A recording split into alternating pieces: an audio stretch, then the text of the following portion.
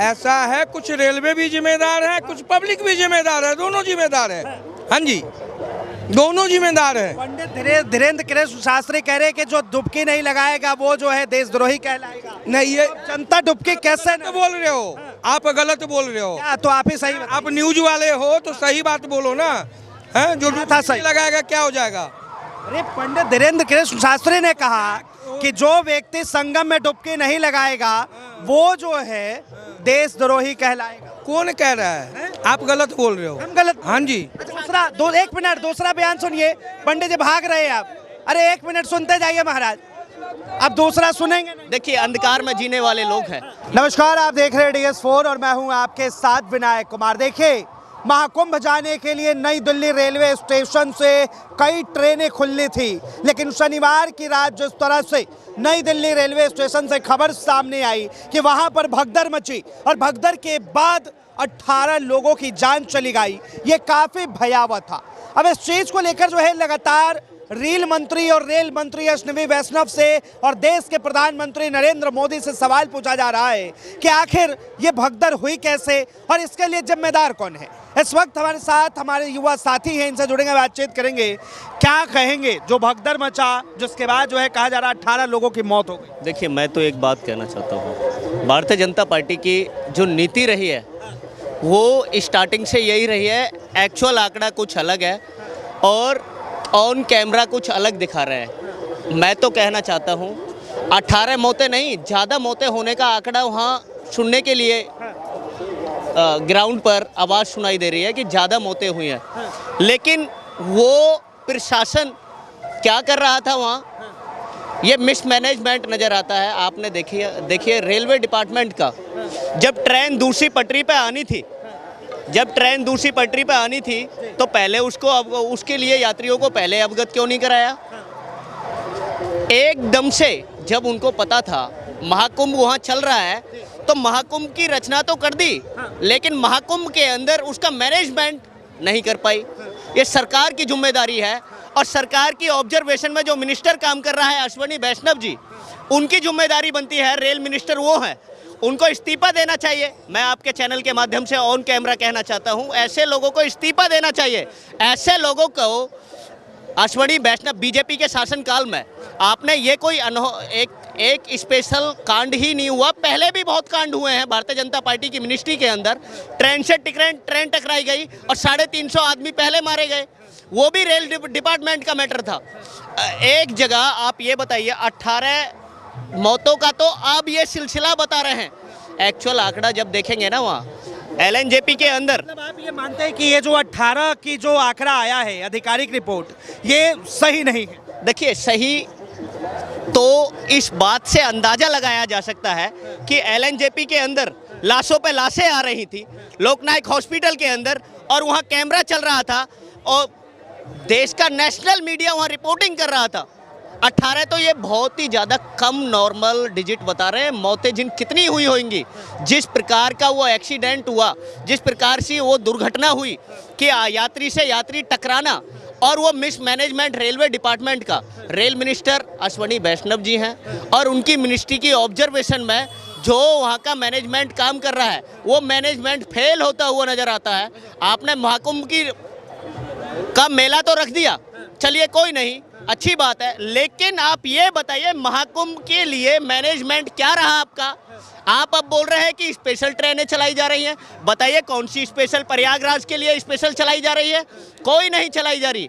ये केवल on media बोलते हैं, ऑन मीडिया केवल वोट बैंक की राजनीति करते हैं। ये भारतीय जनता पार्टी की लीडरशिप, जनता जानती है इस बात को कि भारतीय जनता पार्टी के शासनकाल में इतनी दुर्घटनाएं देखने के लिए मिली, चाहे वो ट्रेन एक्सीडेंट हो, चाहे वो रोडों को टूटना हो। परिवहन मंत्री, हमारे देश के परिवहन मंत्री भारतीय जनता पार्टी की लीडरशिप में नितिन गडकरी जी, उनकी ऑब्जर्वेशन में जो पुल बनाए गए वो पुल जमीन पर आ जाते हैं, ये भी देखने के लिए मिला। आप देखिए आज की डेट में ट्रेनों के एक्सीडेंट्स देखने के लिए मिले और वहाँ इतनी बड़ी दुर्घटना हो गई। आज वहाँ इतनी बड़ी दुर्घटना हो गई कि 18 ये बता रहे हैं, कितने यात्री मरे होंगे एक्चुअल आंकड़ा? महाकुंभ के अंदर भी जो है जब वो स्नान करना था रही है, पब्लिक खुद जानबूझ के मर रही है। हाँ जी। कैसे? कैसे क्या? जब जानते हैं जो कुएं में जाएंगे तो डूब जाएंगे, क्यों जा रहे हैं? हाँ क्या? ये भगदड़ जो मची इसको लेकर मतलब पब्लिक जिम्मेदार है? ऐसा है, कुछ रेलवे भी जिम्मेदार है, कुछ पब्लिक भी जिम्मेदार है, दोनों जिम्मेदार है। हाँ जी, दोनों जिम्मेदार है। पंडित धीरेन्द्र कृष्ण शास्त्री कह रहे हैं कि जो डुबकी नहीं लगाएगा वो जो है देशद्रोही कहलाएगा। नहीं, ये जनता डुबकी कैसे गलत बोल रहे हो आप, गलत बोल रहे हो क्या? तो आप ही सही बताइए। आप न्यूज वाले हो तो सही बात बोलो ना। हैं, जो क्या था सही? लगाएगा क्या हो जाएगा? अरे पंडित धीरेन्द्र कृष्ण शास्त्री ने कहा कि जो व्यक्ति संगम में डुबकी नहीं लगाएगा वो जो है देशद्रोही कहलाएगा। कौन कह रहा है? आप गलत बोल रहे हो। हम गलत? हाँ जी। सुनिए हम देखिए, मैं यही वास्तविकता है जो आप सुनिए पंडित जी। हाँ, यही वास्तविकता है जो आप बयां कर रहे हैं अपने ऑन कैमरा, जो आप बोल रहे हैं यही वास्तविकता है। लेकिन इन कुछ लोग देश पंडित जी एक मिनट, हाँ एक मिनट सुन लीजिए फिर उसके बाद जाइएगा। कुछ लोग देश के अंदर इतने भ्रमित हो चुके हैं कि उनको वास्तविकता नजर ही नहीं आती। आप बोल रहे हैं कि धीरेन्द्र शास्त्री जी ने ऐसे बोला, वो वास्तविकता है। ये पूरा देश जानता है कि धीरेन्द्र शास्त्री। एक मिनट दूसरा बयान सुनिए। पंडित जी भाग रहे हैं आप। अरे एक मिनट सुनते जाइए महाराज, अब दूसरा सुनेंगे नहीं। देखिए, अंधकार में जीने वाले लोग हैं। यही तो भारतीय जनता पार्टी चाहती है कि वास्तविकता जनता को ना पता चले। अगर वास्तविकता जनता को पता चल गई तो इनके इस्तीफे की मांग करेंगे। अगर वास्तविकता ये पता चल गई कि रेलवे डिपार्टमेंट का मिसमैनेजमेंट नजर आता है, ये वास्तविकता अगर पता चल गई तो रेल मिनिस्टर अश्विनी वैष्णव का जनता इस्तीफा मांग करेगी। ये लेकिन कौन जानते हैं? जो पढ़े लिखे लोग हैं वो जानते हैं। ये बताइए, रेलवे मिनिस्टर के अंडर क्या रेलवे नई दिल्ली रेलवे स्टेशन नहीं आता? वो सेंट्रल मिनिस्टर हैं अश्विनी वैष्णव जी। आज ये बताइए, उनकी ऑब्जर्वेशन में मिनिस्ट्री क्या कर रही है? उनकी मिनिस्ट्री कर क्या रही है? उसका मैनेजमेंट क्या कर रहा है? उनका शर्म आनी चाहिए ऐसे लोग। पंडित जी कह रहे थे कि ये जो है लोगों की गलती है, भगदड़ उनके वजह से हुई है। उनकी वजह से सरकार की दोष नहीं। तो मैं एक बात कहना चाहता हूं, सरकार का दोष क्यों नहीं है? सरकार के क्या रेल मिनिस्टर नहीं है? उन रेल मिनिस्टर के नीचे वो मैनेजमेंट क्या काम नहीं कर रहा? अगर मैनेजमेंट की कमी पाई जाती है तो मिनिस्ट्री की ऑब्जर्वेशन गलत पाई जाती है। अगर मिनिस्टर की ऑब्जर्वेशन गलत पाई जाती है तो जो प्रधानमंत्री की ऑब्जर्वेशन में जो मिनिस्टर है वो अश्विनी वैष्णव, उसको इस्तीफा देना चाहिए। उन्हें इस्तीफा कर देना चाहिए, रिजाइन करना चाहिए पोस्ट से, क्योंकि ऐसा काम उन्होंने। उत्तर प्रदेश में समाजवादी पार्टी की जब सरकार थी तब भी जो है कुंभ हुआ, तब भी जो है रेल हादसा हुआ था। तो इतने थोड़ी हुए थे, इतने हुए थे क्या? बताइए, क्या समाजवादी पार्टी सेंट्रल पार्टी थी? क्या आप ये बताइए, सेंटर में सत्ता कर रही थी क्या समाजवादी पार्टी? हमने तो प्रधानमंत्री समाजवादी पार्टी का आज तक इस संसार के, इस देश के अंदर सुना नहीं। आज की डेट में जो टकरा रही हैं, आप भूतकाल में जाएंगे, भविष्य वर्तमान काल में जिएंगे। वर्तमान काल में तो देश के अंदर दुर्घटना देखने के लिए यही तो चाहता है कि अश्विनी वैष्णव जो है इस्तीफा दे दे। तो इस्तीफा देने के लिए विपक्ष क्या कह रहा है? पूरा देश चाहता है इस बात को। एक विपक्ष की लीडरशिप नहीं चाहती। मैं आपके ऑन कैमरा चैनल के माध्यम से बोलना चाहता हूं कि पूरा देश चाहता है, जो मिनिस्ट्री की पोस्ट को संभाल नहीं सकता, जो अपने मैनेजमेंट को संभाल नहीं सकता, उसको रिजाइन करना चाहिए। इसको तो सारा देश चाहता है। क्या जनता को मरवाओगे क्या आप लोग? मुआवजा मिला तो 2-2 लाख रुपए मुआवजा दिया गया है। क्या 2-2 लाख में और 10 लाख में जान खरीदी जा सकती है क्या किसी की? क्या किसी का मनुष्य वापस आ जाएगा क्या? क्या आप ये बताइए, किसी बेटी का बाप चला गया, किसी माँ का वो बेटा चला गया, किसी बाप का वो एकमात्र लकड़ी का सहारा चला गया, किसी बहन का वो भैया चला गया, कितने रिश्ते आहत हो गए।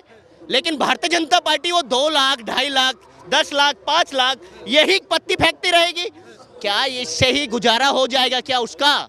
उसके दुख की पीड़ा जो है उसके परिवारजनों की, जिसके परिवार का वो सदस्य खोया उस दुर्घटना में, उस हादसे में, इनके मिसमैनेजमेंट की वजह से, भारतीय जनता पार्टी की लीडरशिप के मिसमैनेजमेंट की वजह से, उस अश्विनी वैष्णव के मिसमैनेजमेंट की वजह से, क्या ये अच्छा है?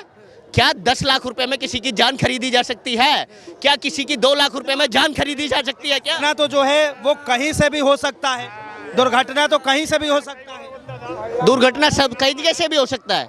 दुर्घटना क्या, आपने सबसे ज्यादा मिसमैनेजमेंट किसकी सरकार में देखा? भारतीय जनता पार्टी की सरकार में देखा। ट्रेनें पहले कौन से शासनकाल में टकराई? भारतीय जनता पार्टी के शासनकाल में सबसे ज़्यादा ट्रेनें टकराने का काम हुआ और 350 जानें पहले चली गई, 10-15 जानें पहले चली गई। बहुत सारी जानें इस देश के अंदर गबती हुई, प्राण लोगों के निकलते हुए गए, लेकिन भारतीय जनता पार्टी को 2.5 लाख रुपए में उनकी कीमत नजर आती है। ये है क्या, बताइए क्या है? इतनी सस्ती जान हो गई है क्या भारतीय की? मोदी जी अफसोस कर रहे हैं। अफसोस वो केवल एक नॉर्मली तरीके से अफसोस कर रहे हैं। वास्तविकता अफसोस की होती तो रेल मिनिस्टर को रिजाइन करना चाहिए। मोदी जी रिजाइन क्यों नहीं कराते हैं? रिजाइन कराना चाहिए और उनको फटकार लगानी चाहिए, तुम्हारी मिनिस्ट्री क्या कर रही है? मोदी जी चाहते ही नहीं है। मोदी जी यही नहीं चाहते कि वो पहले भी तो ट्रेनें टकराई है ना। पहले इस्तीफा लिया था क्या इन्होंने? रिजाइन लिया था क्या मोदी जी ने? नहीं लिया था रिजाइन। इन्होंने रिजाइन नहीं लिया था, उस पीयूष गोयल से रिजाइन नहीं लिया था। पहले एक्स रेल मिनिस्टर रहे वो। बाकी मतलब आप जो है इस पूरे घटनाक्रम के जिम्मेदार जो है रेल मिनिस्टर को मानेंगे? देखिए, रेल मिनिस्टर को ये स्वाभाविक है, मानेंगे क्यों नहीं? जिसकी मिनिस्ट्री के ऑब्जर्वेशन में मैनेजमेंट काम कर रहा है और वो मैनेजमेंट फेल हो जाता है तो इसको कोई गलत थोड़ी कहेंगे, उसको रिजाइन करना चाहिए।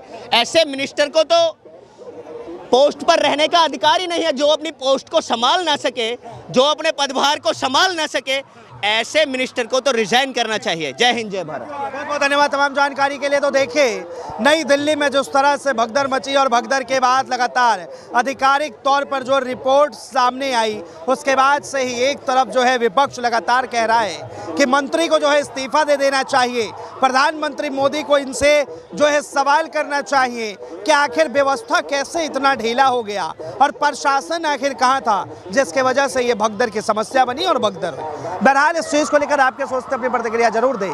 फिलहाल के लिए इतना ही। ऐसे तमाम खबरों के लिए देखते रहें DS4 न्यूज़।